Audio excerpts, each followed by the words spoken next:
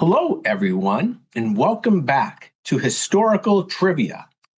As some of our highly knowledgeable viewers pointed out, I made a mistake in the answer to our last trivia question about presidents born in New York, and therefore I must correct the record. So I'm making amends with this video. The trivia question was this: which presidents were born in New York? Most people probably know that President Donald Trump was born in Queens, New York City in 1946. But the question is, which other presidents were born in New York? Drum roll, please. The answer is 4 other presidents, and not just 3, were born in New York in addition to President Trump.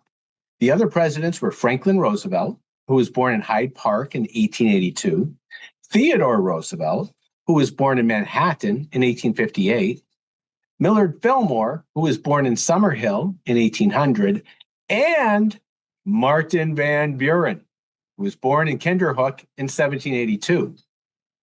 2 other presidents also had deep ties to New York, Chester Arthur and Grover Cleveland, although they were born in Vermont and New Jersey, respectively. Now, I must add a word about President Van Buren. In the first version of this trivia question about presidents born in New York, I left poor Martin Van Buren off the list. The good news is the audience caught my mistake. Van Buren was a proud native son of New York, serving as governor, attorney general, and U.S. senator from New York before being elected president in 1836. I feel particularly bad about leaving Van Buren off our list of New York-born presidents because being forgotten and ignored is one of the themes of Van Buren's historical legacy. Indeed, Van Buren is one of the most unfairly overlooked figures in our history. He tends to be ignored because he was a one-term president who lost his 1840 re-election campaign to William Henry Harrison, the head of the famous Tippecanoe and Tyler II ticket. But Van Buren was actually one of the most important political leaders this country has ever had, not because of his presidency, which was doomed before it even got off the ground because of a severe nationwide economic downturn in the late 1830s. Rather, Van Buren is a major historical figure because of his role in developing modern campaign tactics and political organizing.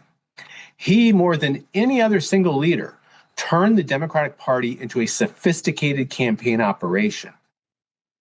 He was an organizational genius who united the Democratic Party's warring factions in the 1820s and 1830s into a coherent and powerful political machine.